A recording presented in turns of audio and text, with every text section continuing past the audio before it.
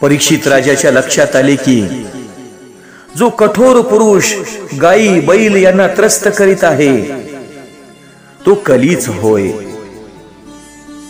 हा कली धर्मनिष्ठांना त्रास देत असतो। राजा कलियुगास दंड देण्यास तयार झाला तेव्हा कली राजाला शरण आला।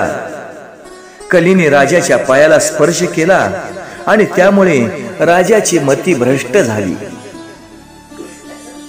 ज्या मनुष्याचा स्वभाव आणि वर्तन माहित नसते त्याचा स्पर्श आपणास कधी होऊ देऊ नये।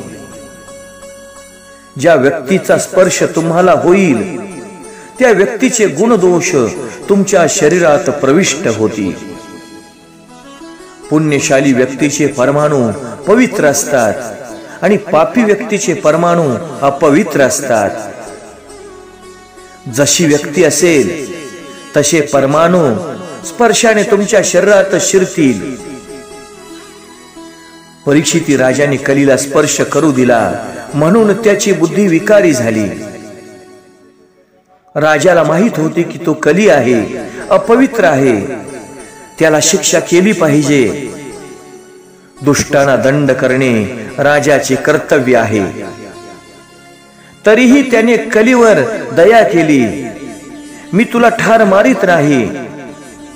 राजा म्हणाला, पण तू माझ्या राज्याच्या बाहेर निघून जा। माझ्या राज्यात तुझ्यासाठी कोठेही स्थान नाही। कलीने राजाची प्रार्थना केली की हे राजा, आता मी कोठे जाऊ?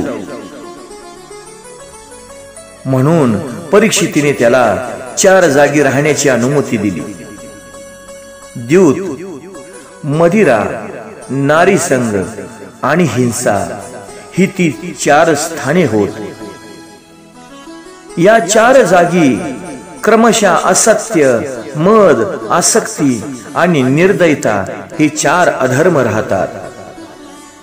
जुगार आणि सट्टा यांचा पैसा ज्याच्या घरी येत असतो त्यांच्या सोबत कलीही त्यांच्या घरात येत असतो। जेथे सट्टा तेथे बट्टा आणि हा डाग जीवनभर पक्का लागलेला असतो। कित्येक लोक असेही असतात की जे जुगार व सट्ट्यात कमाई करतात आणि तेच धन दान देतात।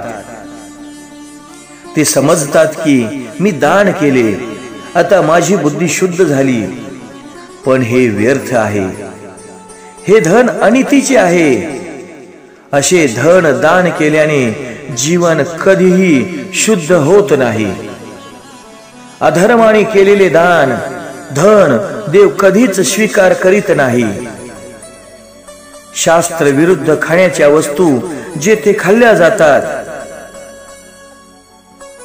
जेथे जाणून बुजून हिंसा केली जाते, तेथे कली हटकून राहत असतो।